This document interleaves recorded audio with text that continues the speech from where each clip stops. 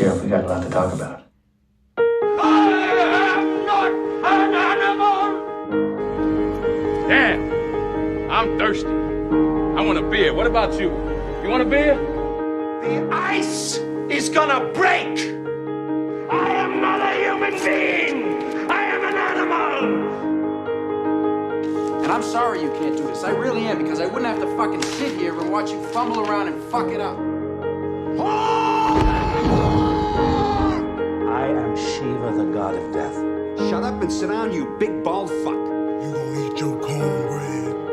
But for me, it was Tuesday. And you have meddled with the primal forces of nature. And you will atone.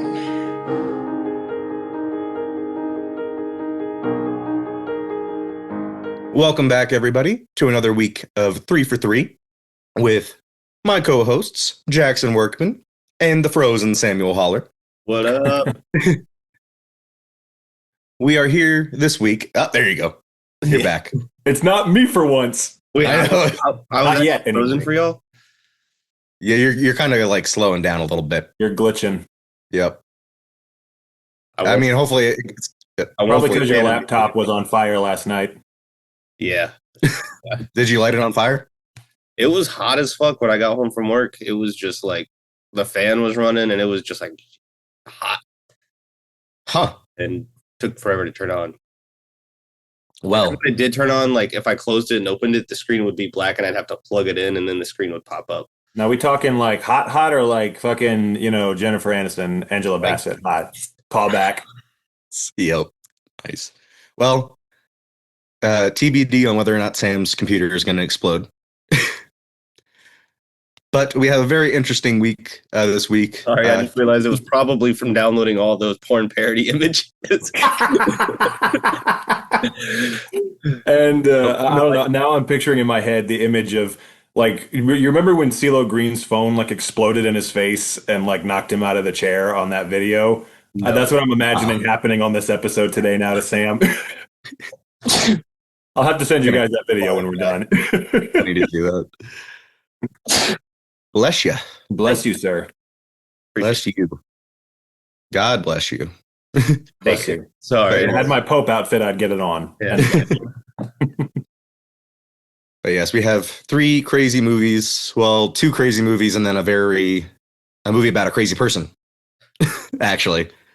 But he's not crazy. He's a genius, a true genius. But yes, I think that we honestly should start with Love and Mercy.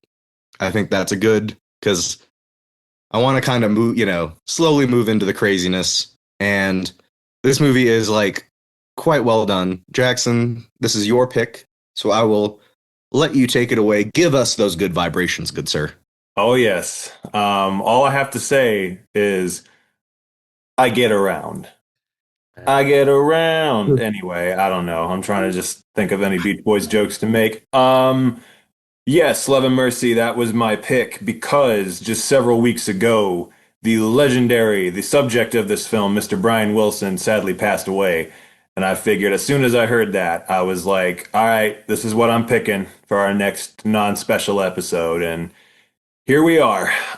So yes, plot of this one. It is the story of Brian Wilson's life, the leader of the Beach Boys.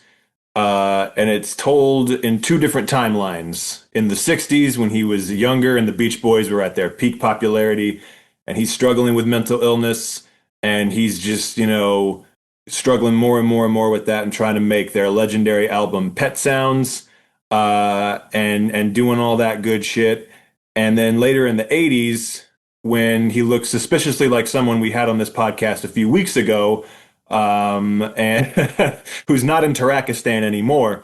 He's but he's in under just as much pressure as he was when he was in Tarakistan, because he's being watched over by another person who we've had on this podcast before, Mr. Paul Giamatti, who we last saw in Cold Souls many episodes ago. Many episodes ago. Yes, that was our first special. So that's crazy to think. The Soul special, yeah, that was a crazy thing to think about. But yeah, he's in the 80s. He's being watched over by a crazy therapist who's controlling his life, and he meets a lady named Melinda who he falls in love with and tries to rescue him. And it's the only time in her entire life that Elizabeth Banks has been helpful to anybody. Not annoying as fuck, but Wow. so out of character for her. I'm coming in hot today, but yes. So she rescues him from this abusive situation that he is in. And yes, John Cusack, who we last saw in War Inc. several weeks ago, stars as the older Brian Wilson. Paul Dano is the younger Brian Wilson. Yes, Elizabeth Banks is Melinda, and as I said, Paul Giamatti is Eugene Landy, his shady ass therapist. And I didn't know this literally until I saw it this time. I don't think anyone else is going to care, but it fucking blew my mind. The guy who plays Mike Love is the bad guy from Percy Jackson, The Lightning Thief, and I didn't fucking realize that until this viewing. Yeah. I was like, holy shit, I can't believe that's the same guy. So that was weird. Jacob Bell, who's also been on the podcast before. He was in Flash of Genius. He was Greg Kinnear's oldest son in that. So all kinds of connections happening here today. And Elizabeth Banks has also been on here because she was in Spider-Man. So, but Oh, she was. Fuck. yeah, she was in all those. But yes. So anyway, I picked it because I'll just say this first and then ask you guys what you thought. This movie, last time I saw it was when it was in the theater 10 years ago.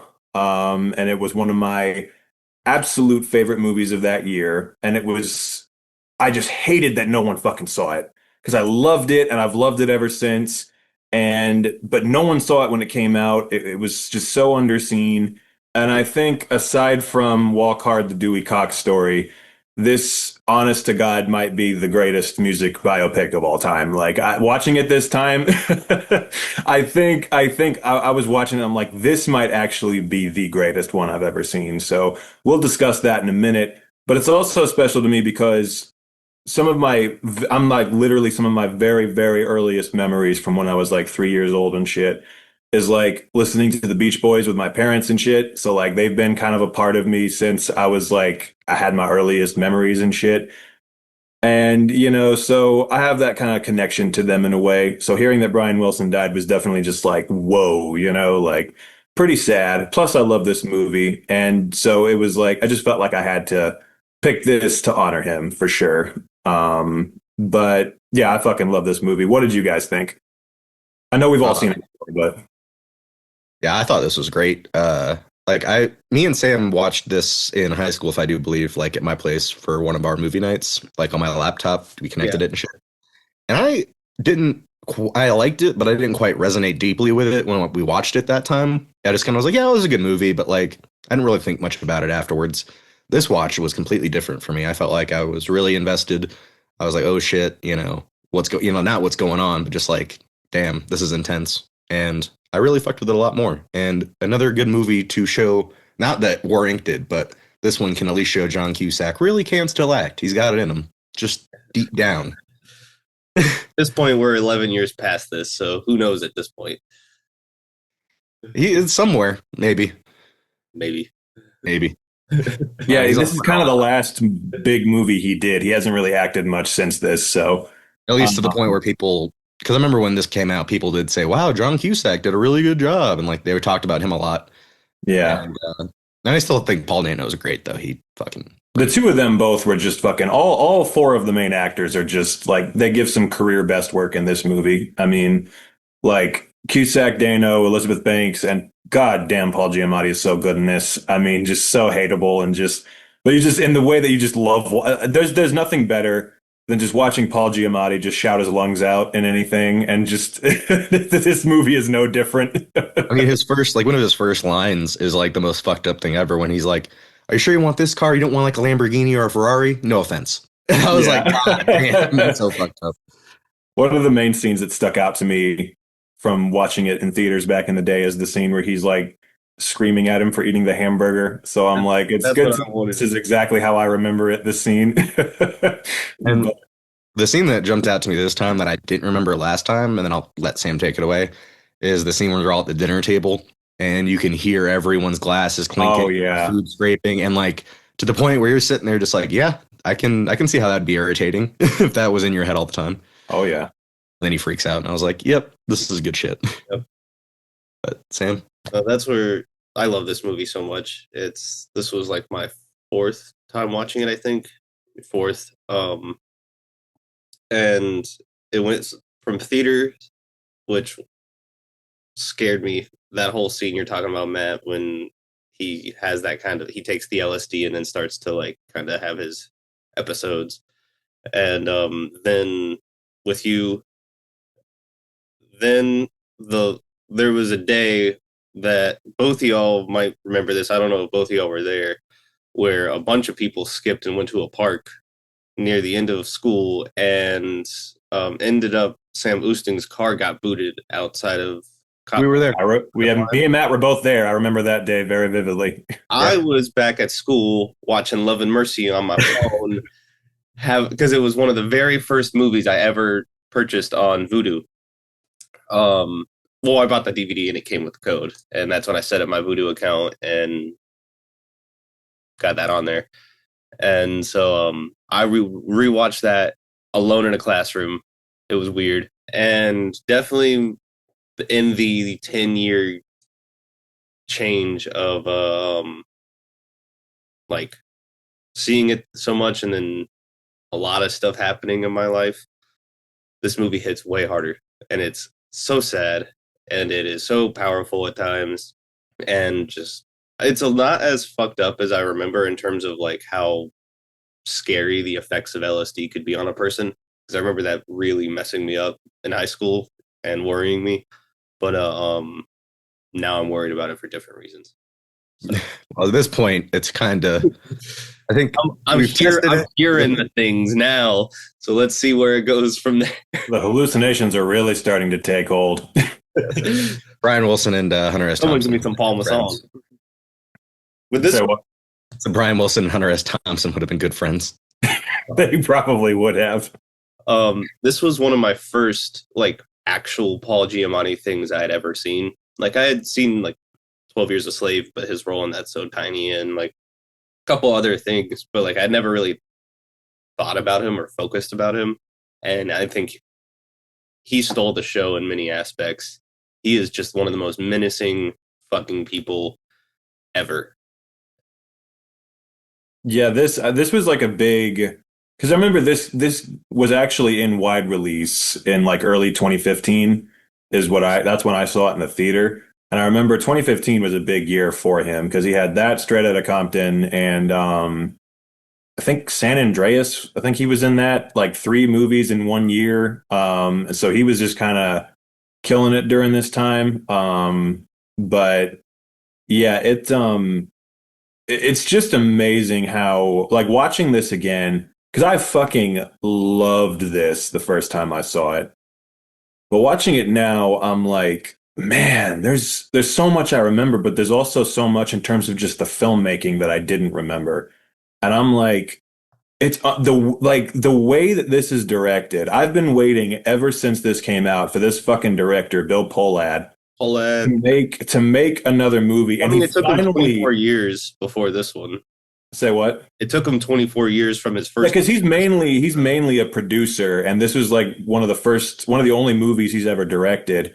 But he finally, like a year ago, made another movie, and I want to see it so fucking bad. I think it's on Hulu, so I really, really want to watch that because I've been dying to see what else this guy has in store. Because this movie is so fucking well directed; it's absolutely insane, and I remembered it being well directed, but like, god damn, the shots in this movie and just the way the sound works, like that scene where he's at the table and the noise is getting to him, and just the editing and just so many of the choices, like so many, like it's been said a lot that like it's really hard to do music biopics now because they're all very similar. Like people point to like Walk the Line and Ray, and now A Complete Unknown is a recent example of like the same kind of formula being done again and again and again.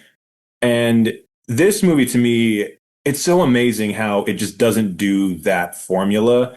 but it does a lot of those same beats, but it doesn't do them the same way. Like there are the scenes in the movie of like the pivotal moments of like when they came up with this song or when this thing happened that everybody knows, but it's not directed in the way it was in something like A Complete Unknown, where I just see it seems like so many times in music biopics, scenes like that are directed with such a knowingness of like, this is a big moment. This is a moment that everybody in the audience is going to know, like when this thing happened.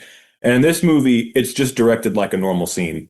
Like the scene where he's first coming up with God Only Knows, the scene where he's first coming up with Good Vibrations. It's just directed like any other scene in the movie. It's not directed with like something like fucking the worst example is Bohemian Rhapsody, where every fucking scene in that movie is just like the most generic ass, like, yes, and we are the champions. What did you say? We are the champions? Oh, that's gonna be a hit, like that's just shit like that. That's how it goes a lot of the time. And every scene in this movie is directed so subtly and so understated. Like a scene where they're coming up with one of the songs or where a pivotal moment for the band happens is directed the same way as a scene where just John Cusack and Elizabeth Banks are just having a conversation. And again, I just love the cinematography. One of my favorite shots in the whole thing is just when John Cusack and Elizabeth Banks are in the restaurant and he's talking about how he was abused as a kid.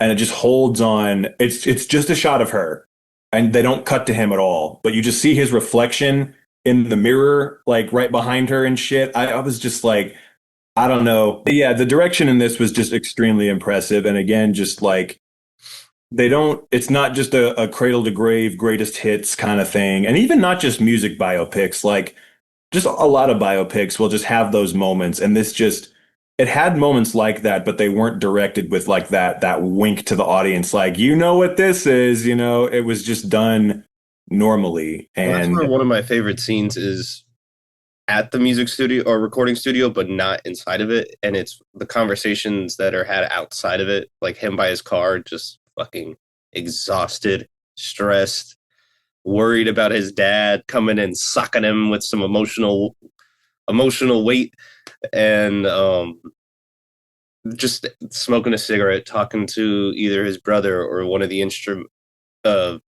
instrumentalists. It's just there is so much depth through some of these intimate moments that are not even like are supposed to be these moments, but it is because it's just so well made.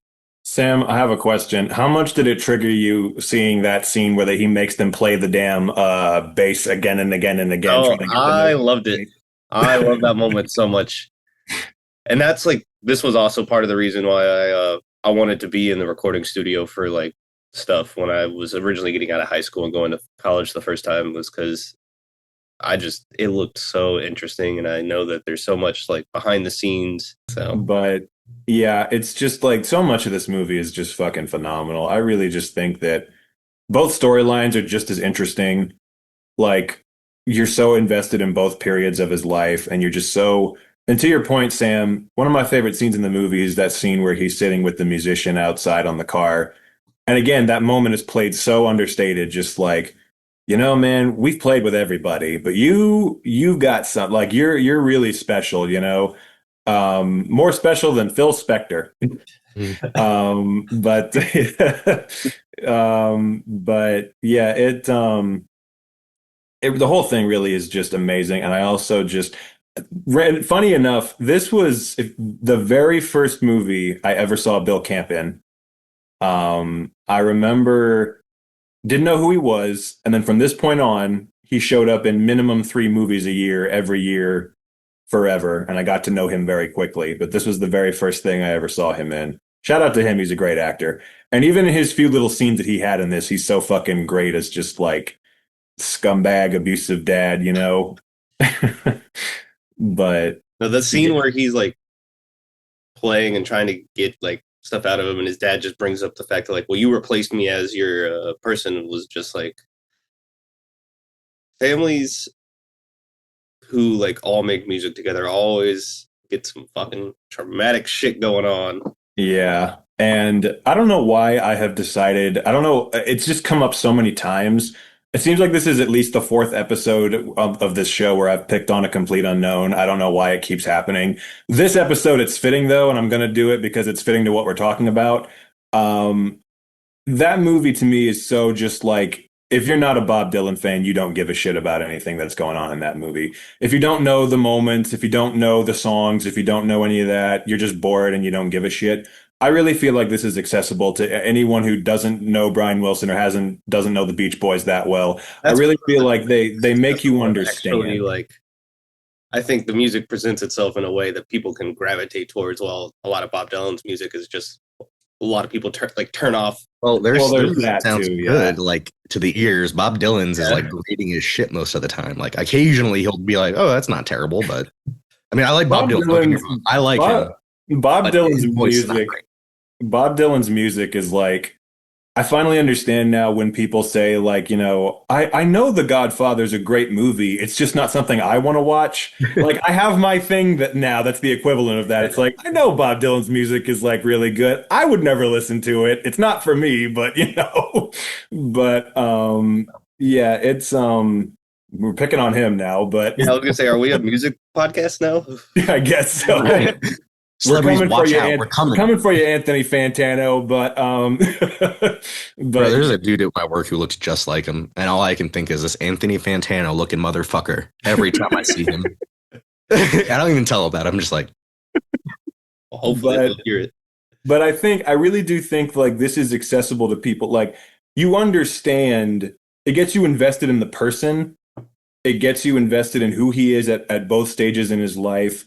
And it gets like, to me, obviously the core of the movie is about his relationship with Melinda. And that's one of the things that really just like, man, their relationship in this movie just struck such a chord with me in such a deep way. I was like, this is real, like fucking love. You can just feel it between those two characters. Just their chemistry and the way they play it and the way it's written. Like one of the most emotional moments in the movie for me was just like, when he's trying to get her out of the house and he's like, I want you to leave, but don't leave me. Just leave, please. And, I'm just like, oh, man, this is hitting like all the fucking in John Cusack in front of the piano. I felt like that some days. Oh, when he's, when he's yelling at him. Yeah. Yeah. That's, I imagine that every musician has some days where they feel that way. Yeah. But, yeah, Paul Giamatti, he really just wants him to, like, why can't she just make a goddamn Arnold Palmer? That's just my thing, It's just, like, why? It's not that fucking hard is all I'm saying. But lemonade. Again, for whatever reason, that was one of the scenes that stuck out in my memory the most, is him just being like, make me a goddamn Arnold Palmer. But yeah, he's so fucking good and so hateable in this.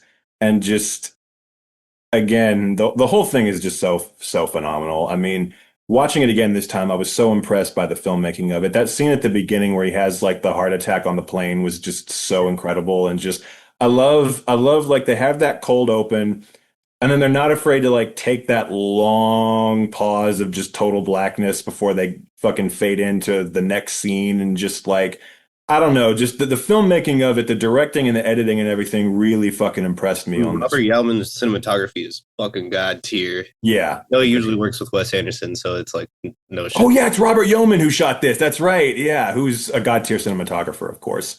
But yeah, it's the whole thing was just fucking. And also shout out, like, yes, the Beach Boys music is the focus of this, and I still, God forbid, haven't seen Challengers, but any music that Atticus Ross makes is also really good because he did all the supplemental score for. It's very weird him not being with Trent Reznor, but it's good to know, like, he's very good on his own. Like, because the supplemental music in this, like non-Beach Boys music was great. And yeah, again, that was just what struck me so much about it, was just like, I really was like, I've always said this is one of the best music biopics, but watching it again this time, I'm like, again, aside from Walk Hard, the Dewey Cox story, this is like I think it might be the actual best. I can't think of one that's better than this, because it examines its subject so thoroughly. The writing and the direction are just like top fucking tier. It is accessible to people who aren't familiar with his music. And again, it just, you know, it doesn't follow the typical conventions, and the ones that it does follow, it manages to do them so differently. And it feels so fresh, and it just feels like it was done with like just this love of the subject. You can tell the people who made it clearly researched Brian Wilson, clearly knew their shit about him and the Beach Boys, and just really wanted to, you know, like there was a clear like passion and love for what they were talking about here. And yeah, I just think it's a very just interesting portrayal of its subject, and just a phenomenal movie. Watching it again, I was genuinely like, I didn't think this could be better, but it honestly was like 10 times better than it was when I saw it the first time. And I fucking loved it the first time. So I can't say enough so about emotional it. in the end when they play the actual footage of him playing the song, and the album Smile finally came out. And that's also where, very side note, one of my favorite scenes in the whole movie is when he's like starting the album and he puts on the headphones and he hears himself like screaming.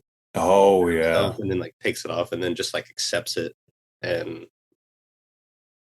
and that's what I'm talking about. Like that, I don't know. There's so many little moments like that where I'm like, I feel like this wouldn't be in most other music biopics, or if it was, it wouldn't be as well directed. You know, like that was just that's why again I've been waiting so long for this director to do something else, because I'm like, you're too fucking talented to not direct more. You know, I looked up that new movie, Good News, Bad News. It's about the Emerson brothers. One brother's played by Walton Goggins. That's the good news. Okay. Unfortunately, the other one is Casey Affleck. Is that unfortunate? Depending on who you are and your gender. Very few. Very, very fair. Fair enough. But yeah. Well, that's still a movie I want to check out. But I'm definitely going to watch it now. Thank you for letting me know that he has a new movie, because this is definitely one of my favorites. It definitely made the top of my list that year when it came out, and it was in my top 4 that year, I remember. So. Somewhere my DVD copy is. For once, I didn't really scour and find it, but I have my movie ticket in it from when I saw it. Oh, nice. In case, so. And I don't pretend to assume that we have any kind of like massive influence, but like I still want to just like, you know, if I can convince even a couple people to check this thing out who have never heard of it, you know, I just would like to just bring it up and just say, go watch it. It's fucking phenomenal. It made me so mad when it came out that nobody saw it, because it was so good, and I've always thought it deserved more attention. But Matt, I mean, this time around, was like, again, like I didn't really think about this movie a whole lot after I saw it, but this time around, it's been in my head for a few days, and like I'm like, well, I guess about a day, but I haven't stopped thinking about it. I'm like, damn, this is really good shit, you know. And I like it when a movie can do that, where the first time you see it, it just doesn't hit, and then somehow you can see it years later and it just clicks. Because the movie didn't change, you changed, you know, I changed. So that's what's cool about it.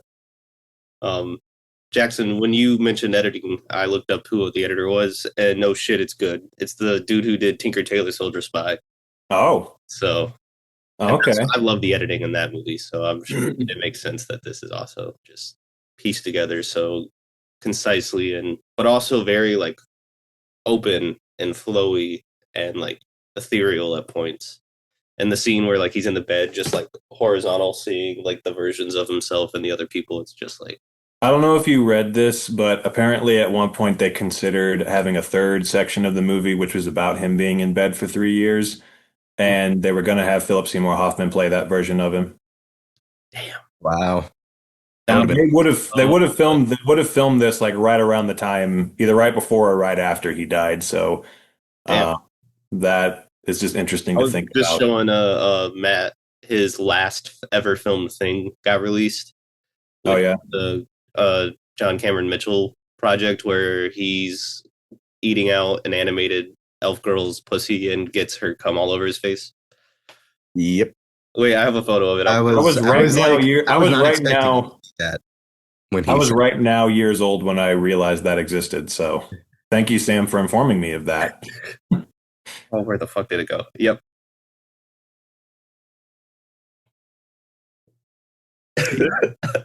Okay. Send And, me the link to that so I can see that. That's yeah, interesting. it's called Happy-ish. All right, then. Not happiness. It's Yeah, happy-ish. it was a Showtime show that got cut after the pilot. So, Okay, then. Guess they just couldn't handle that oh, Nope. over They're at like, what the fuck Showtime. is this? And And so now, to move we- on to another what the fuck is this? For my pick of the week, we have the 2009 sci-fi action thriller-ish movie, Gamer, starring none other than Mr. Gerard Butler, who is the reason why I picked this movie for this week. Because yes, in a very recent interview for How to Train Your Dragon, somebody asked him if he could go back and do a movie over again, which one would he do? Like, and do it a little differently. He said if he had, any movie, he would choose Gamer, and he would do it a little more mature than the movie is. And I was like, I hadn't seen Gamer in a long time. It's been maybe 3 years since I threw it on, and I wasn't really paying attention. Before that, it was me and Sam watching it. And then before that, this is my first movie I ever watched on a computer illegally, mainly because my parents, I don't think, really wanted me to watch it. And I found out, this is before Netflix even was a thing, at least a big thing. And I was like, Gamer. And ended up watching that 4 or 5 times on a computer screen, not even a nice one. It was a, box screen. But it truly changed my way of thinking about movies. Neville Dean and Taylor, the way they direct their action, via Crank. Because actually, I had seen Crank already. yeah. So I think it was just a matter of me not being able to find it. Did Jackson get put in the game? I think he did. Oh my God, he's gone.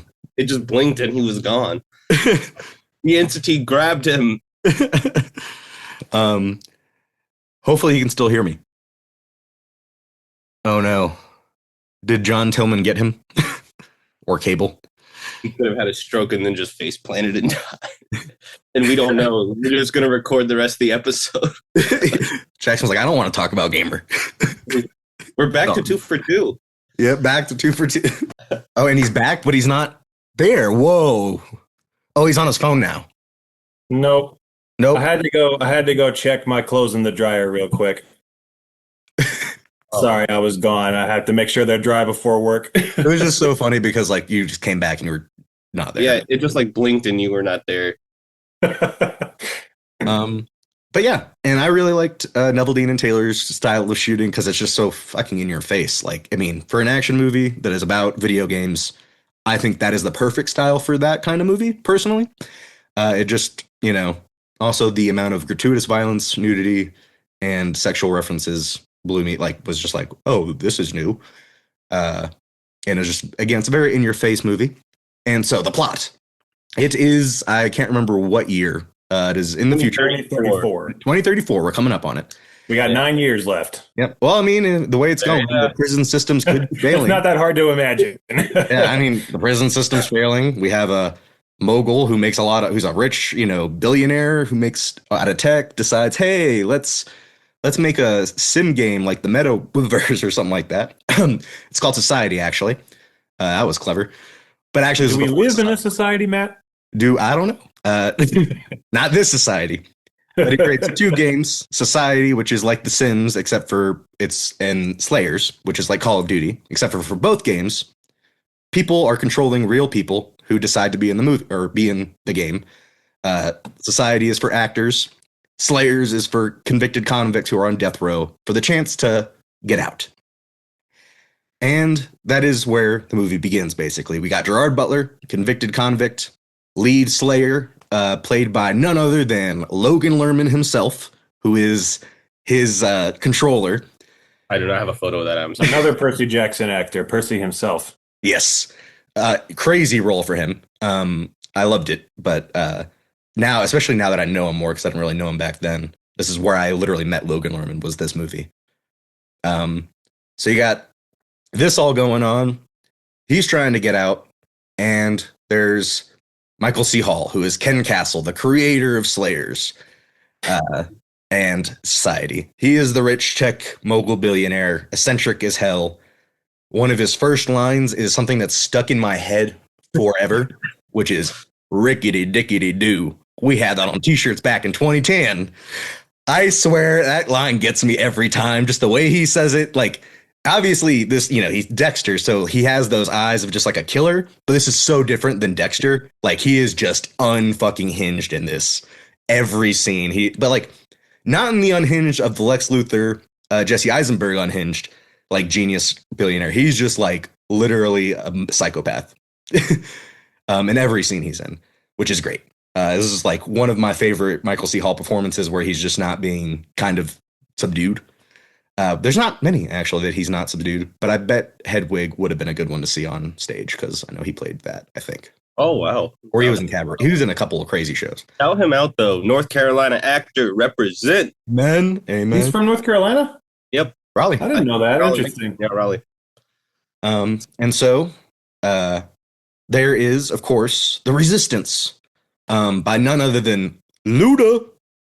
His second appearance on the podcast after New Year's Eve. Amen. And he plays a hacker who called the Humans. Humans. Listen, these humans, these cocksuckers, they're out of control, and we have to do something to prevent them from taking over. Amen. You know what Luda said to Michael C. Hall? Get back, motherfucker. You don't know me like that. Hey, but it didn't end well. Doesn't end well.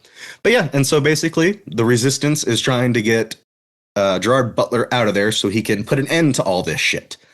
And there's also a slide plot, of course, the backstory on Gerard Butler, who has a wife and a kid, and his wife, unfortunately, is so broke that she has to be an actor in society just to try to get her daughter back. She has to be controlled by a giant fat guy in a wheelchair. Yep. I almost got a photo of him, but I was just like, you should have. I can't. Dipping the shot as a kid, especially, but like that still kind of fucked me up the other night. Was when he just reaches down, grabs all those fucking waffles, and just shoves them in the maple syrup, and then just shoves them in his mouth. And I was just like, ugh. But that's what the movie. It really is like a gratuitous wild ride. John Leguizamo's in it. He does a really good job for like his little bit. Rotten tooth. Rotten tooth. And I mean, it made you feel bad when he died. I was like, fuck, even though he only has like 2 scenes, maybe. But yeah, and then Terry Crews, of course, as well. Who should have played Ultron, if this movie is any indication. Yes. Oh, well. I ain't got no strings. I mean, he is pretty fucking scary. I will say, yes. Yeah, actually, no, I think he is genuinely terrifying in this movie at points. And then also near the end with the dancing and the fact that they got him to do the break dancing blew my mind. I was like, I can't believe they got him to do this, but also it makes sense. I like the movie. Now that I've seen it, I'm going to say this. Actually, no, I'll let you all take it away before I give my little consensus. There he is. There he is. Now you got him. Shout out to that actor, though. You know what? For being willing to do that. Like, yeah, gotta be, at least. I did a good job, I must say. I mean, he was like very believable as that character for sure.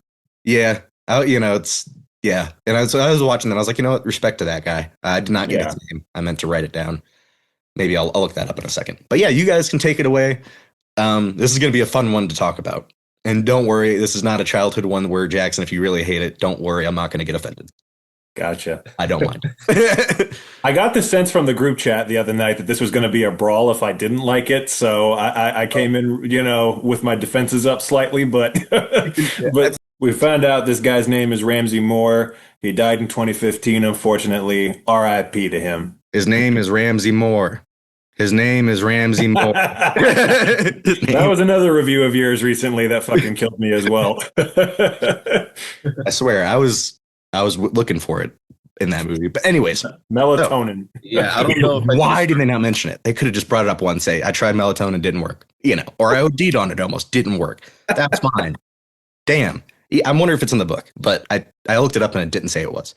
Anyways, back to Gamer. Yes, this movie is a batshit crazy movie. Or Sam, you were actually in the middle of talking before you got cut off. I don't know if I need to start that over, but you showed this to me in high school, and it was one of those times where we just were up all night watching a bunch of shit, and it was in the very early cracks of the morning, and you know that feeling when you stayed up 24 hours and you're just like gone.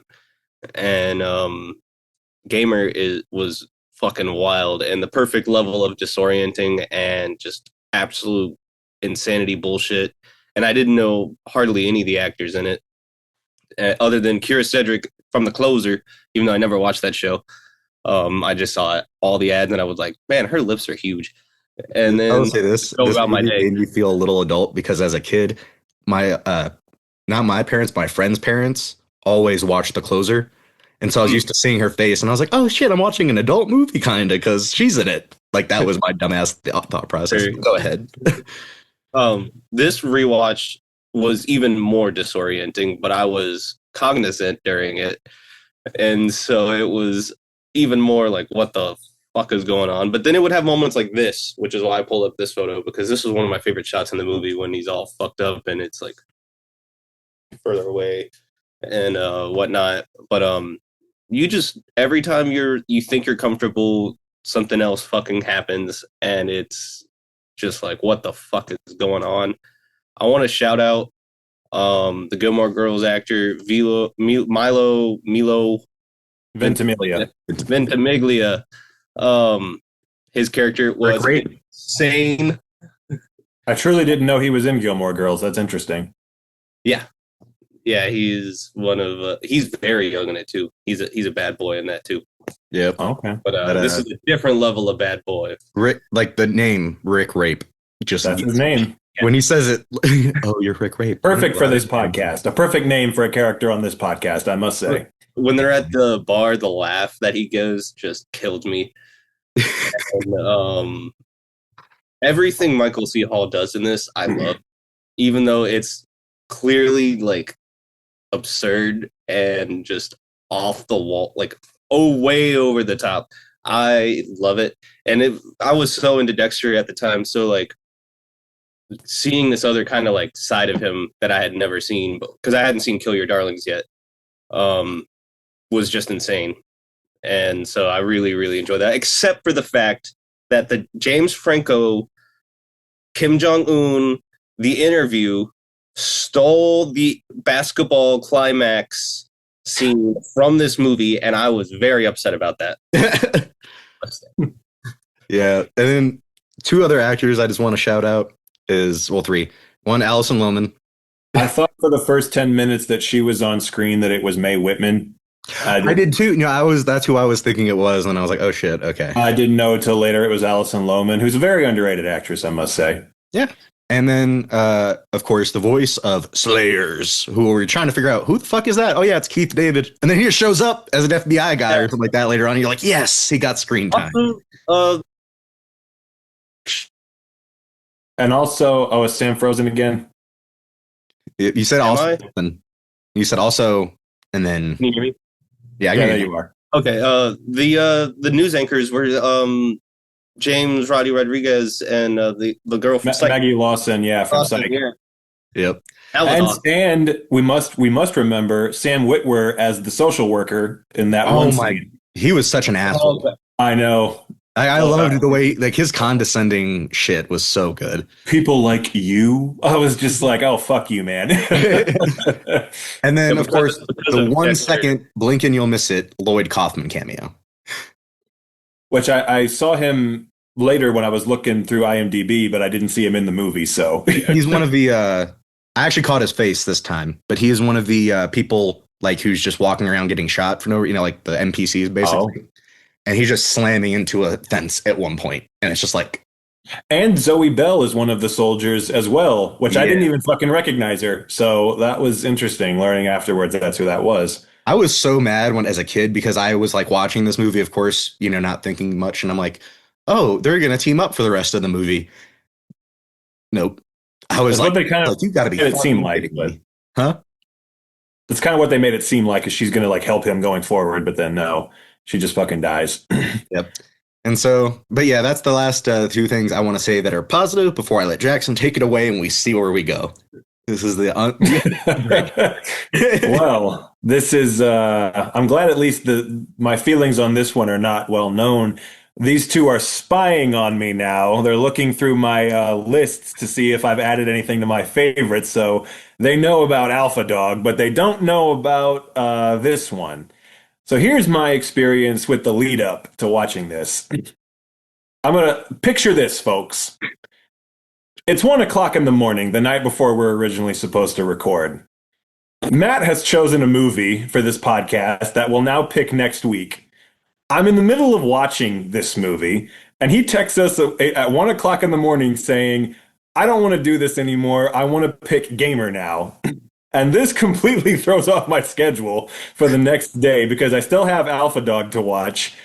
And I'm like, okay, well, now we have, and he makes it. You were 16 minutes in, so that was my caveat. Far enough that I had to finish it. But either way, and he also makes it seem like he's gonna come fucking hard defending this movie. And so if I disagree, it might be an Eraserhead type brawl that we might get into. So I'm like just mentally preparing myself for that. And then I look this movie up. I'd never heard of it before. And everything I see is a giant red flag right off the bat. Directed by Mark Neville-Dean and Brian Taylor, giant red flag. 30% on Rotten Tomatoes, red flag. 5.7 score on IMDb. I love Gerard Butler to death, but God bless him, he doesn't pick the best movie, so kind of a red flag. But I love the man to death, but it doesn't inspire confidence. And so I'm just like, okay, I'm gonna have to watch this now. I don't really want to see this. This is gonna be a pain in the ass. I'm probably gonna hate this. And so last night, because we're recording a day later than we were supposed to originally, so I had more time. So I watched it last night. And this is a day where my throat was really clogged and I took a Benadryl and passed the fuck out for half the day. So my time was even shorter, but I managed to get it in late. And I can say that when I saw this movie, my opinion was I really fucking enjoyed it, to be honest with you. Yes. Sorry. Yes. I was not at all expecting to. But I had a really fun time. I honestly think it was a pretty good movie, to be honest. And I'm shocked because clearly no one else agrees. And I'm just like, I was like, does anyone like this? Like, I feel like it's good enough that it's got to have a cult following at least, and maybe it does, and I just don't know about it. But and look, not everything in the movie works. Like, a few of the performances aren't great. Like Michael C. Hall is so goddamn over the top, it's just ridiculous. But he was doing he's giving me strong Bill Hader vibes in this movie, and just like and at the hat, yes. As usual, Ludacris can't act for shit. But so there's that. But other than that, everybody else in the movie was very good. Gerard Butler played his part very well. Logan Lerman, Kira Sedgwick. Everybody else, did Amber Valletta, who this is the only thing I've seen her in besides Transporter 2. Random as fuck, that being the only other thing I've seen her in. But honestly, I'm like, I think the satire, the like balls to the wall, high energy, in your face satire worked really well. I really liked what they were trying to say. I thought it was an extremely creative idea. And like right off the bat, they got me hooked with the idea, with just the premise. And then I was expecting like, okay, this is a really creative premise, but surely this is just going to be one of those movies where they have a great premise and they just squander it with the execution. But as it kept going on, I was like, I'm digging it. I'm like, I really like the commentary they're trying to make. And like you said, Matt, I do think that high energy direction that their movies are known for works here, especially in the video game scenes. I think it really works. And I think that, again, you could say, like, I understand what Gerard Butler means when he says he'd maybe play it a little bit more straight. I mean, because there are parts of this that if you want to see them take this seriously and you're off put by just how in your face, like kind of crazy over the top some of it is, I get that, but I thought it worked because the whole idea was it kind of almost was a dark it was a dark satire. So they're trying to kind of just play up, the satirical elements of it in the kind of an over the top way because they're living in kind of an over the top reality. So it worked for Scene me. that replays in my head is when he drinks the gasoline and then pisses in the car. That was interesting. Yeah. But It's not the first time someone pissed on this podcast. Hey, true. Quite a few times this season, we've had people just taking a piss. Yep. So, yeah. Yeah, because like that's what I was thinking when I was watching it too. Jackson was like, yeah, you could take this a little more seriously, but I feel like you have to keep the over the top elements in there because that's the whole kind of point, it's making Right. by doing that. And so my only thing was thinking like maybe they could have added on not even like a full 10-minute, like a 5-minute little thing where they just kind of explain what happened to the world a little bit more, because like obviously he gets back with his wife and shit, but like, does the world get better because he Sure. didn't? Maybe just throwing that out there because I was like, yeah, we do kind of miss what happens with everyone else. But I'm glad you agree though, because I do think like maybe in 2009 when this came out, it was just a little too out there for people. And they were just like, okay, this is fucking stupid and over the top, and what are they even doing? But I do think to something you said earlier, I do think that given the world we're in now, I think it's a little bit more, you can see this was kind of ahead of its time in the sense that like this fucking evil tech billionaire is like, trying to manipulate everybody and just like all the stuff that they're talking about with just like, they make it seem like a good thing getting LinkedIn or whatever, and then like they fucking are using it as a way to control you and do all this stuff. I'm just like, I don't know. It seems kind of like it was almost ahead of its time in that way because those are themes that are relevant to today's world that weren't as relevant in 2009. And I'm just like, I appreciate the satire of this. I almost kind of think like they predicted where we were heading with some of that. Like, not that we're at that point right now where people are putting chips in their heads or anything, but still, like, just the idea of just some of the things they were trying to talk about, I was just like, I don't know. I appreciated it. I thought, like, it was a very good idea. I thought they executed it pretty well for the most part. I thought that Terry Crews was a standout in this. I thought he was, like you said, very scary. I really liked, the scenes where he and Gerard Butler were fighting were just fucking brutal to watch. I mean, just the action in this felt very visceral a lot of the time. And I assumed a lot of John Leguizamo's stuff must have just gotten cut out of the movie. It just seems to me like he probably had a bigger part.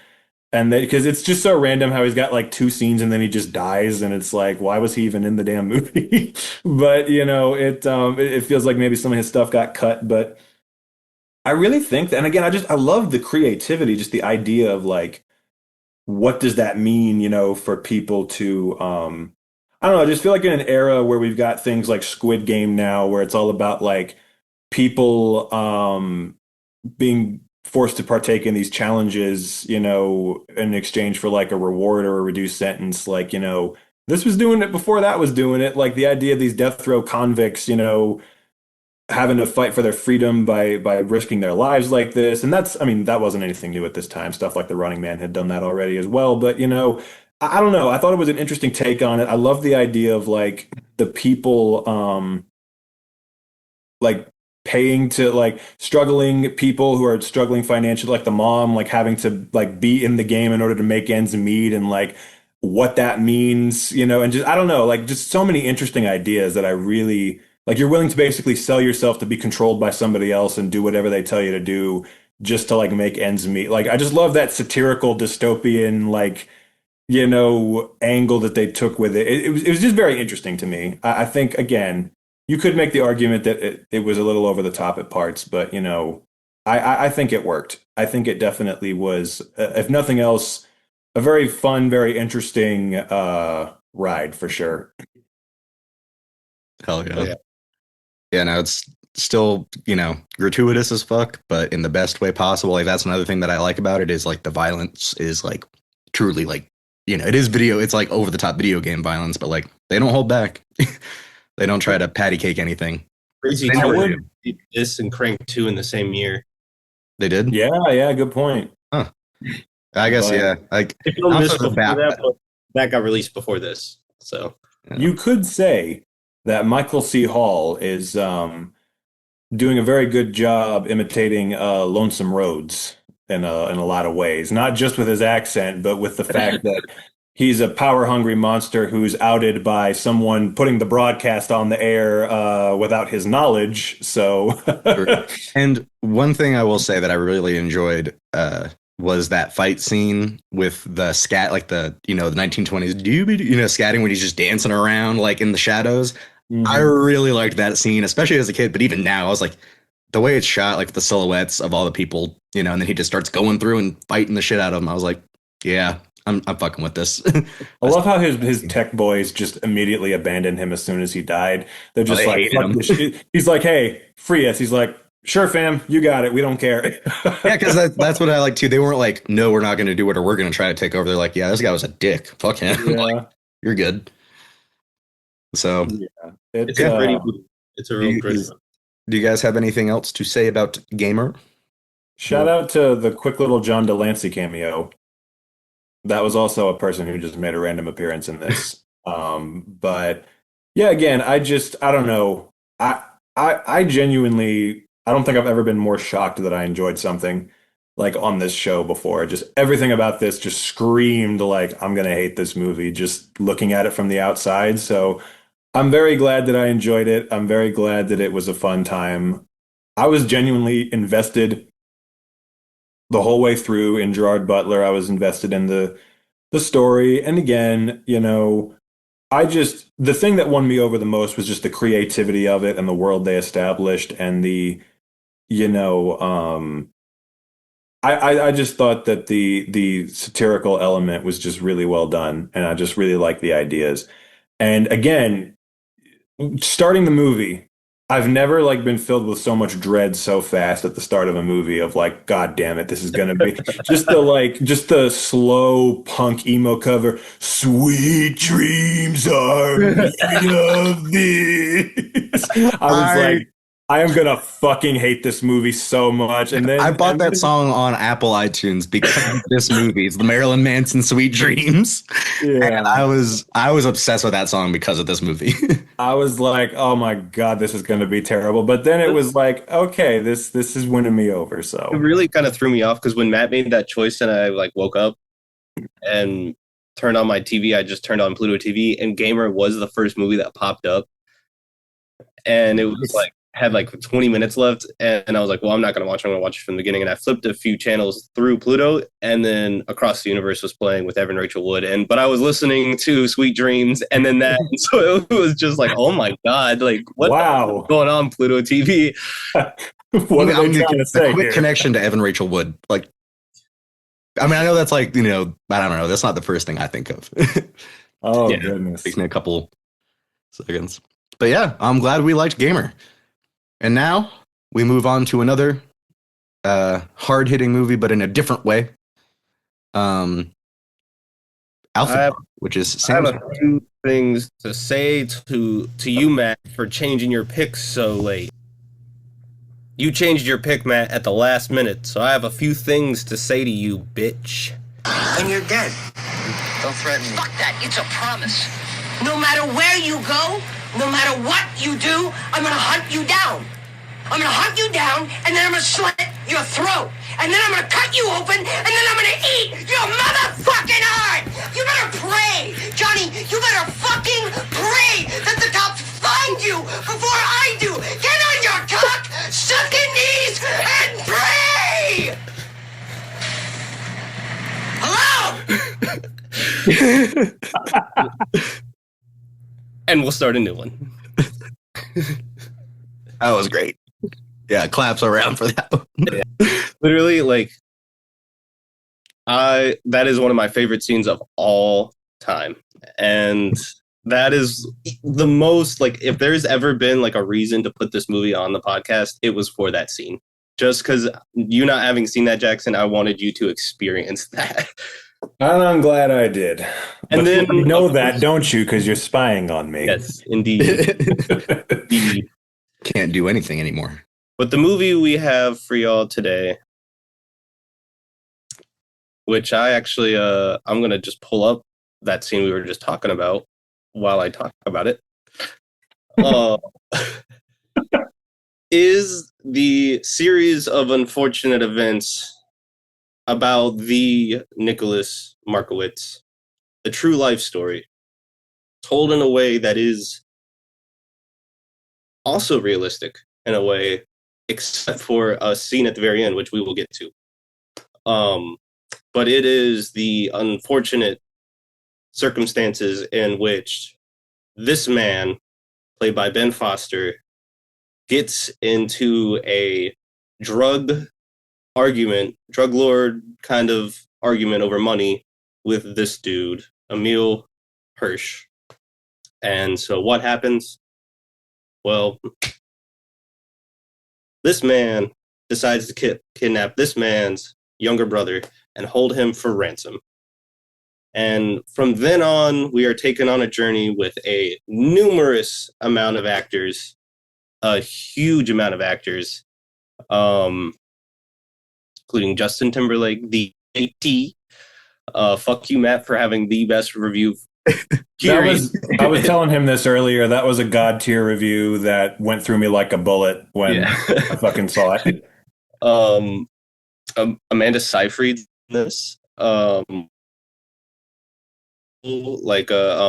Anton fucking Yelchin, the GOAT, which is what makes this movie even more sad because R.I. fucking P. Bruce Willis with hair. What the fuck? In 2006, no less? That's insane. And he's acting. He's fucking Again, acting. Post Unbreakable, him actually acting, that's fucking so rare to see. Yeah. Yeah, another appearance on this podcast from Harry Dean Stanton. Harry Dean Stanton. His fourth appearance on our show. But this kid's kidnapped. And what's going to happen? Well, everyone wants to fucking find him. And but also he doesn't want to be found because he's truly living life for the first time ever in his life. And he's having a great time. He's watching Austin Powers on that couch. He doesn't want to go anywhere. He's chilling watching our second Austin Powers. Well, Austin Powers, you bringing that up reminds me, you forgot two people who were in this movie. Sharon Stone and Sharon Stone in a fat suit. That is the which thing, reminded me of one Austin thing Powers. that takes me out of this movie Stone. is this. I do not know why they chose to do this. Why? You mean why they chose to do that to Sharon Stone, or why they didn't get somebody who... No, I'm just kidding. Why they didn't just get the actual mother for those scenes? Because Unless that it was would too hard probably to been fuck you, I emotionally guess. scarring for her to do that. Yeah, but she already did it. She probably would have tried to kill herself She again. had to go on TV, I guarantee, for this shit. But I mean, Performance of almost favorite, like unrecognizable Sharon Stone, though. Yeah, until they cut to the close up, I didn't know it was her in the fat suit. But then when I saw the chin, I'm like, oh, okay, that's her. Yeah. But one of my favorite JT performances ever. Period. Every time he does a movie, I enjoy his acting a lot. But this is one where I'm just emotionally torn with him. But also, everyone, just like Bully, everyone is a fucking guilty ass fucking bitch. And that's why I love that they show you each person's witness number up until the very end. He's crying so many a river. witnesses, by the way. They were not hiding shit. He's crying a river in this one. God damn it. God damn it. The river that Nick Stoll's body is just floating down. Jeez. Crossover. Yeah. But I will let y'all take it away. I don't know which one of y'all want to go first. I love this movie. This movie is the fucking shit. Amen. It is the vertical, horizontal shit that Ben Foster took on Emil Hirsch's floor. Yeah.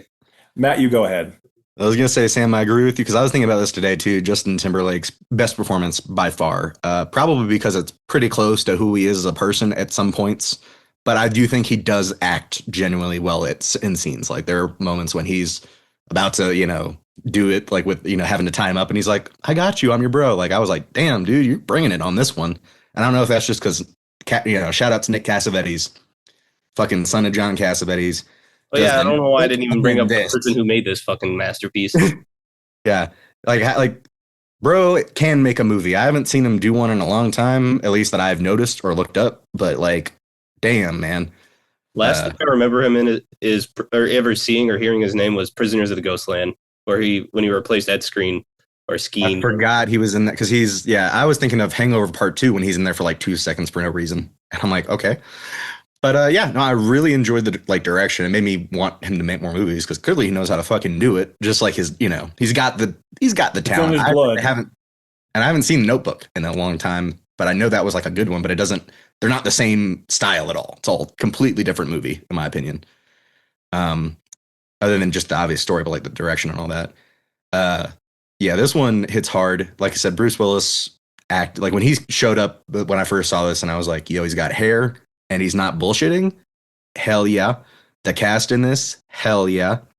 One thing I want to bring up that I noticed this time, I really liked the fashion because it's just so natural of what 2006 people dressed like. They're not trying to make them look super cool. Like Justin Timberlake's wearing that fucking dumbass hat with a random ass shirt and those like plaid pants, like shorts. Like homie does not look cool, like at all. It's just like, but he looks like a person that we dressed up like that back in the day. And they all do, like Emil Hirsch with his damn like long ass, droopy ass clothes. And then, of course, like Ben Foster coming in, just railing everyone. He kills it, like every scene he's in. As always, he's always been a great actor. There's that one shot in the movie where after he gets fired, he shows up at Emil Hirsch's house, gets out of the car with the axe, and then just walks up to the door and slams it. And I just love that shot of the wide where he just walks up, and then that at the point where he gets close enough to the camera when he swings the axe, it basically almost hits the camera.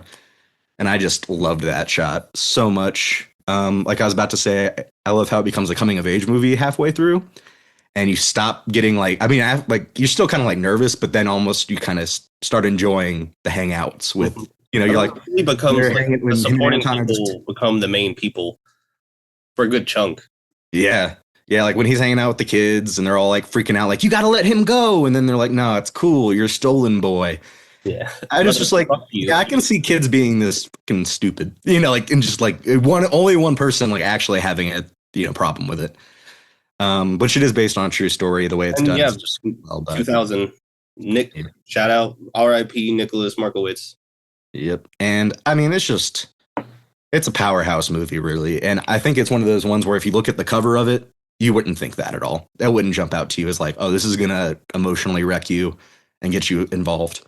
Just kind of like the cover is not, in my opinion, not the best. Yeah. What did you think, Jackson? Well, my thing is, I just have to say, first of all, my picture for this would be, imagine a movie devastating about corrupted youth, about crime, about a young boy losing his innocence and paying the ultimate price, about devastation, about families being torn apart, a movie that will at times make you just emotionally devastated. From the director of The Notebook, Nick Cassavetes. I just can't believe this was his first movie after that. Like, could not be more in the opposite fucking direction. Like, you'd think he would just take the hype from that movie and just write it as much as he could, make another like romantic drama or whatever. And the fact that he went so fucking far in the opposite direction, I really applaud that. Because so I just want to say that right up top. Also, so this movie, I have an apology to make to a man, and that man's name is Ben Foster.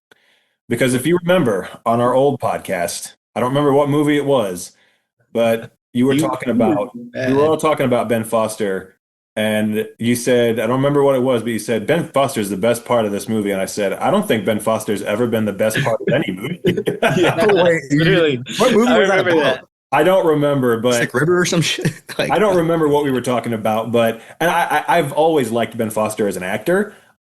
He's always good in everything, but I genuinely was like, I can't think of one movie where he is the standout, And then that was the very first time I ever heard of this movie. You both said, watch Alpha Dog. He's the best part of that movie. And I was like, okay, I don't know what that is, but I'll take your word for it. And then I ate shit when I finally last year saw 3:10 to Yuma. He was the best part of that.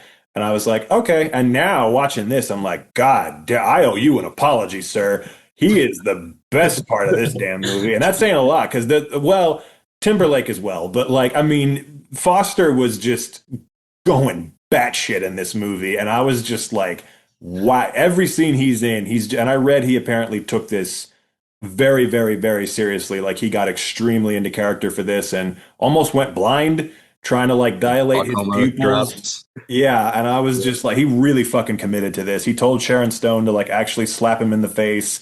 He was like really, which not that you need to be persuaded to do that. Sharon Stone can slap me in the face anytime she wants, but you know, but he was so I just want to apologize to Ben Foster also. Look at that giant horizontal snake.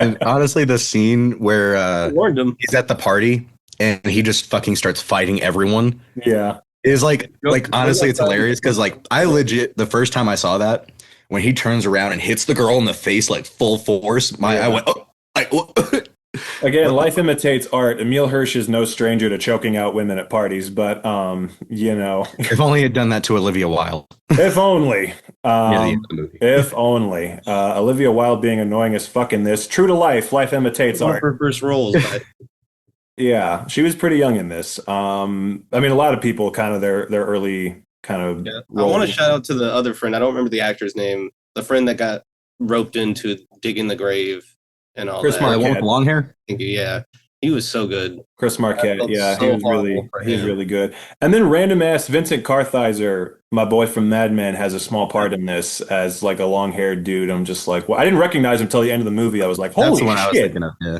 But yeah. So my idea of what this was going to be, to your point, Matt, about the cover and just what I knew about it, what you guys had told me about it, was vastly different than the movie. I thought this was going to be more of like a comedic kind of movie, like just a bunch of guys fucking around. I mean, like a crime comedy type movie is what I thought this was going to be. I did not realize that this was going to be like so goddamn emotionally destructive. It occurred to me about maybe halfway, 2/3 of the way through. I was like, oh, that's where I love. The more the film goes on, the more you realize this kid's not making well, I kind of and this movie was, Sam, I'm picking up on a theme from you here. This is very similar to Bully. I couldn't help but notice. I guess you just love movies about like kids doing drugs and killing their friends and shit, but in very fucked up ways. But yeah, only when the person bullying does the killing. Okay. Not the victim becoming the crazy asshole at the end. Yes, but very similar to Bully in a lot of ways, where the whole movie is just about these. It's kind of just an examination of like just this toxic kind of culture that these kids are raised in, where they're raised to be these kind of monsters and just, you know, just very bad people, and just how sometimes it's all they know and they can't quite get away from it, and they're just terrible people and stuff. But yeah, it's also just like interesting in the sense that with Bully, I did not know until afterwards that it was a true story. With this, I didn't know until afterwards that it was a true story, though I was kind of starting to pick up on it, like once they started like showing like the witnesses and everything, and there were just certain scenes where I kind of was picking up on like, is this a true story, or are they just trying to like make it seem like it's a true story, but it's not, you know? That was what I couldn't quite tell. And then I found out afterwards it was a true story, because there are just scenes afterwards where that kind of let me in on the kid was probably not going to make it. Because that scene where Timberlake is like, yeah, man, what if I just let you go right now? You know, I just tell him you run away or something.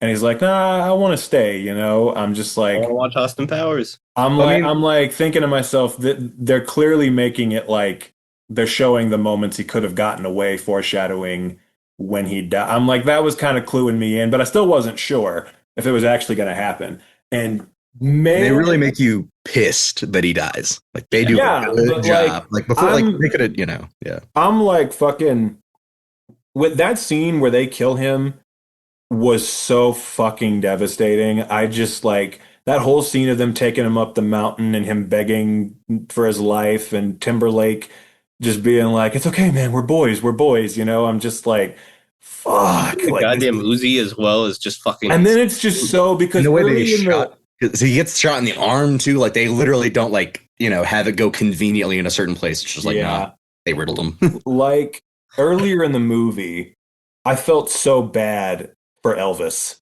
because they're bullying him and making fun of him and saying all this shit. And I remember like that scene where they're like making fun of him at the party. I'm like, I hope this fucking guy gets revenge on Timberlake by the end of the movie. Fuck you, Justin Timberlake. Like Elvis, like you're treating Elvis so bad. And they instill that feeling in you. And then by the end of the movie, it's so reversed. It's just like you fucking hate Elvis so much and you want Justin Timberlake to beat his ass. And I'm just like, oh my God, how did they do that? That's so like, fucked up. One of my favorite parts is like when near the end when he's like, yeah, they're going to give us life. And he's like, for what? Taking care of the kid? Because that's really what he ended up doing for the rest of them. Like once Emil Hirsch left, he was just nice. Like he got him a beer, took him to the party, was like hyping him up to people. Was never like, oh, fuck this kid. He's like the brother of somebody who owes his money. That was what was so sad. You saw the brotherly relationship that they developed, and it made it so much sadder when he fucking just stood by and let him die. That's like, I really legitimately wanted every single one of them to just like, because Timberlake was the only one in the group that I didn't hate for most of the movie. But then after that, I was like, fuck you, you piece of shit. I hope you go to fucking jail. Like, fuck you just a million times over for standing there and letting him fucking die. And I also have to say, man, I've seen Justin Timberlake in other movies. He was fucking phenomenal in The Social Network. He's been great in a lot of stuff. This is the movie to me watching this that really like firmly established for me like you are a fucking amazing actor. Like you don't get enough credit for your acting. He is so fucking good in this, like legitimately. And in this powerhouse cast with all these people in it, for him to be like one of the biggest standouts of the film is like, dude, like major props. I mean, that scene toward the end, like you said, Matt, where he's like telling him, we're boys, it's okay. I was like, God damn, man, like he is so good. It's just crazy. I was reading about how like a lot of this movie is very close to how real life was, and to the point where like people were hired lawyers to like legally stop this movie from coming out. Wow. Stuff. So I wonder if because he probably had a lot of source material to pull from the real life person, and because he's one of the biggest focuses in the film. Yeah. So, and there's a lot. I think I was very, very just blown away by his performance. I think he was just incredibly just good and natural and just, I don't know. I've never thought of him. I've always thought of him as like, yeah, he's a musician who acts. And I've seen him give great, again, he's amazing in The Social Network. But this is the movie that really like now I'm like, okay, no, you're like a real actor. You're really good as an actor. Like, not just like someone who does this as a side hustle, in addition to your music career, but like, yeah, I also just like Bully. The thing that impressed me the most about this was just how incredibly natural the dialogue was. Like, these are real people. Like, this is real shit. I fully believe that every one of these scenes really happened in real life because, like, I don't know, just it's a gift to be able to write such natural dialogue like this. And just, these are just everyday conversations that people like this have. They may as well have just recorded this and just wrote it down. I mean, it really just sounds so natural. And like, you totally believe people like this are having these kinds of conversations. And just like, yeah, it's so, the whole arc with Anton Yelchin's character is so fucking tragic. And just like, I don't know, again, just, it really struck a chord. It really hit me when they're going up the cliffside and he's just like, I know it's kind of like, corny to say this, but fucking, I'm going to try to get along better with my mom, like she's I'm like, fuck you. Like, just keep having a nation near the end too, like that makes it even worse when he's like, I want to start new, I want to play guitar. Like, I think I could do it. And I'm just like, yeah. And everyone in the car is dead silent. Yeah. And I just genuinely thought this was a fucking phenomenal movie. This is my first Nick Cassavetes movie. So like, at least that he directed, he co-wrote Blow. So that's the only thing I'd really seen from him other than this.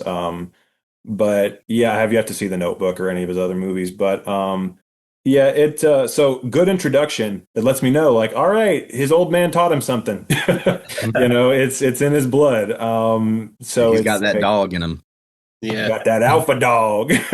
And yeah, the whole cast is fantastic. Emil Hirsch is fantastic. Like, at no point was I thinking this is Emil Hirsch. I'm thinking this is this character. Like Yeah. he was so believable. That Jake Busey looking fuck he was dealing with was wild too. I can't remember. Yeah, I actually really like that guy though. Like the way he responded like to things, just like I think he was in Blue Mountain State or something. I've seen him in something, but I don't remember. I thought it was Rules of Attraction. That might have been it. I couldn't figure that out because I was like, he did have, if that is him, then he did have one scene in Rules of Attraction where he just comes in, steals the movie for about 5 minutes and leaves. Just walks out, literally gets up, walks out. But No I shoe, like one shoe love off. the documentary kind of stuff where they interview like some of those people. Yeah. Oh, Lucas Haas Yeah. showing up for a second. At like the very end of the movie. Paul McCallie as the detective. I missed him. Where was he? I saw him in the credits afterwards. I didn't see him in the movie. Where was he? There's one of the police officers like near the end for him when the parents were like talking to them and like he first goes missing and all that. Interesting. And there's one more person I saw in the credits that I completely Amber Heard's also in this. Yeah, she's the one who's like, you ever been laid, stolen boy or whatever? Oh, yep. Was she the person who had the threesome with him? Or no? Oh, wow. She was her and Amanda Seyfried. Yeah. Yeah. Wow. Amber Heard. Spring Breakers stole this. Say what? That scene. Spring Breakers stole that scene. Ah, interesting. But the Hugh Harmony Corinne. Yes. But that was also something that really just devastated me also, was just seeing the poor kid just get taken advantage of by everybody around him. It's just like, I don't know. It was just really sick to me. All these girls just like, they knew how old he was. I think he kind of not that he wanted it, but he wanted to experience life like that, clearly. Of course he did, but that doesn't change the fact that carefully, Matt. Huh? Watch what you say carefully. Was he asking for it? I'm not saying he was asking. He wasn't. They were all consenting at that point. But he's a kid. He's young. Yeah. He's 15 years old. It's fucked up. Like they're taking advantage of him clearly. And it's just, that just rubbed me the wrong way. Just seeing how willing they all were to just like pounce on him. That scene rubbed me the right way. Which one of you said that, made that joke in the past episode? Is there a right way to rub you? I can't remember who made that joke, but Steve Lass. Steve Lass. Oh yeah, it was Steve Lass, who I know you have a beef with, Matt. Yeah, we don't talk about him. Yeah. But yeah, no, I think again, like that was kind of fucked up, and just seeing them, again, that whole world just kind of did him wrong. It just kind of, I don't know, just took advantage of him and then fucking killed him. And it's very sad to know that that's, what happened. It's even sadder to know that it's a true story, but especially since you look at his home life, it's not bad. He's got a good family. He's got good parents, and it's just fucking sad that he had to just die for no reason, Even like his brother, Ben Foster loved him. He did everything he could to get him. And we were that close to him getting returned with Bruce Willis like pulling Emil Hirsch and being like, "You're gonna fucking fix this shit." And Emil Hirsch's bitch ass just being like, "No, I can't. It's already fucking done." Like, bitch ass. Yeah. And I'm just, again, like in Bully, like the realism of like how these characters think about shit is just like very true to life. Like all the decisions that they made in Bully just seem so real. Like these dumbass teenagers would be making these stupid ass decisions. And here, just him being like, the stupidity of just thinking like, yeah, let's kill him. That'll make our problems go away. Never mind if they fucking ever find out we killed him. Our charges are going to be 10 times fucking worse than if we just kidnapped him, Like, not fucking thinking straight, but that's how these dumbasses, criminals like him think a lot of the time. And it's just like, yeah, what wasn't the best plan that you had there? Yeah, I didn't finish Love and Tasha because that documentary is too fucking emotional. But seeing the childhood footage of Anton Yelchin was so nice. And where I like kind of stopped watching that movie. They started talking about this movie in it and how like there were some roles when he first started out that really like he felt like he had a lot to do, even though he was a simple character. Like he was technically just himself to a degree. Like he didn't have to like do much. But like these types of roles that he took 100% seriously And then like I'm thinking about the end when he's just crying and everything and it's all bound up. It's just he is also one of the best actors like to come out of this time period. And very sad that he died so young because he had a lot left to give. He was always great in everything he was in. But and one thing about this movie too is, I mean, I guess it's kind of true of like most movies when most people are giving their all, other people give their all, but like this is one of those movies where everyone was on 100, like they were all given their best performance, even if it was like for 5 seconds. Little did Amanda Seyfried know she was going to be smoking a dick bong with a teddy bear a few years later. Yeah. Yep.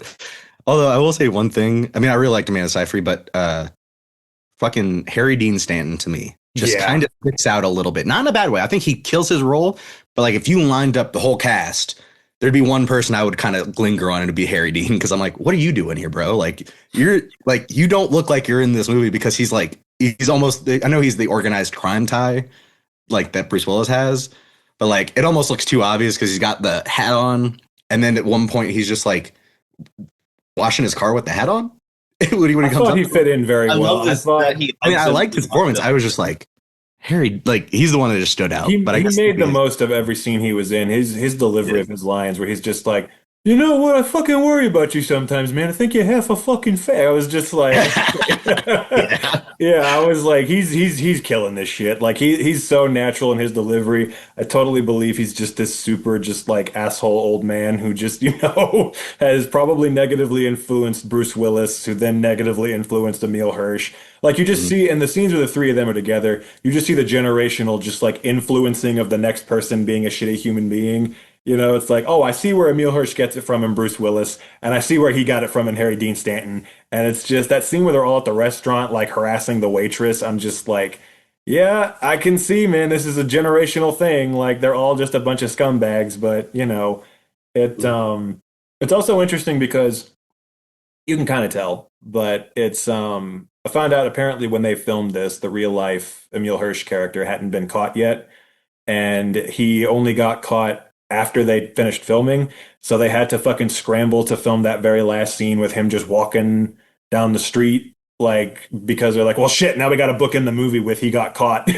I actually didn't mind that shot, though. I mean, I can see how it's kind of different, but like also it's at a different place, and I love you just see the guy turn around. You don't see him getting arrested. You just see him like turn around. It's not bad, but you can definitely tell it was tacked on after the fact.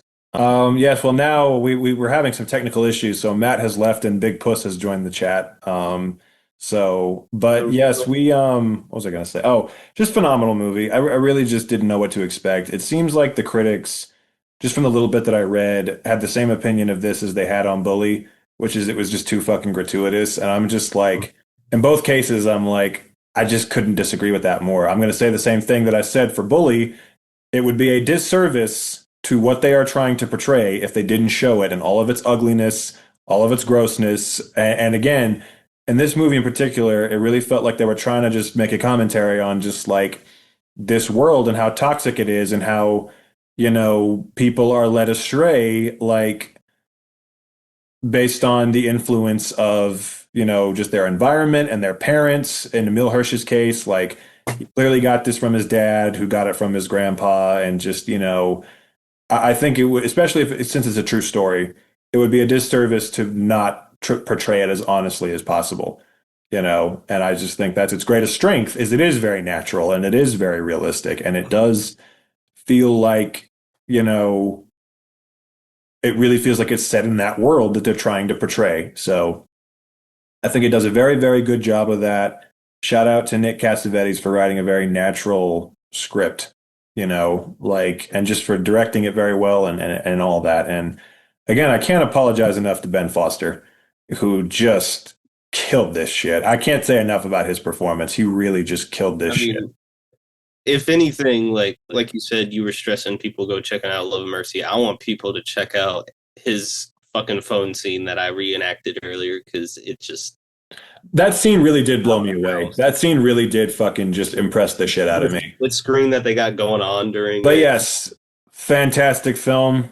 Thank you for picking it, Sam. Though I must say, your description of this movie to me was not quite accurate. When we were filming our documentary recently, Your pitch, your like elevator pitch for this movie, describing it to me briefly was, so the movie's about Ben Foster takes a shit on Emile Hirsch's carpet, and they spend the whole movie trying to figure out who did it, and I'm just like watching the movie, and I'm like, that's not quite accurate. I don't remember saying that at all. Yeah, so that's what that's what made me think it was going to be more comedic. So I can't believe you believed Sam that was the actual fucking plot. Like, you didn't be like, yeah, maybe he's twisting that a little bit. Yeah, I know. That's what he said. He didn't mention the fact that this is based on the true murder of a teenage boy. just Ben Foster's shit on Emile Hirsch's carpet. That's all he mentioned. They did talk about it for a hot second though. They didn't leave it alone.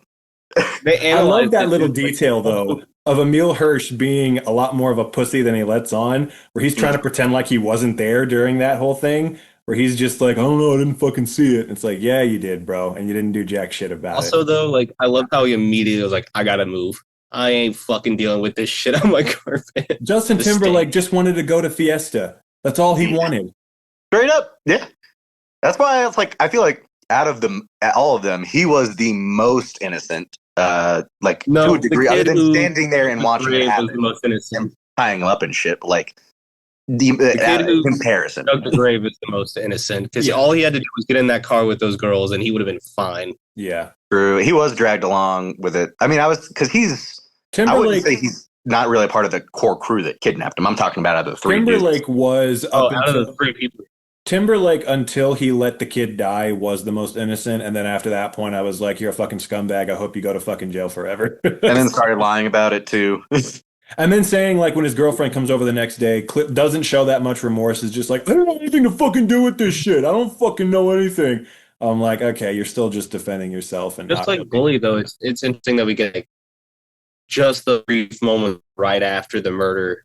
We don't get like a whole bunch, but we get those brief moments right after the murder. Where each people have their own like moments finding out that he's dead. Yeah. Emile Hirsch trying to get the fuck out of the country immediately, annoying the shit out of Lucas Haas. But since we only have 3 minutes left on the meeting, we'll wrap this up and then 3 minutes? Start a new one. But I don't have the timer on mine. It's 2 minutes and we got 2 minutes and 52 seconds. What is that in reference to? That's Matt. You. What? Your bit. Like 6 or 7 episodes ago, you're like, we got 2 minutes and 33 seconds left. We've referenced that almost every time since then. Yeah.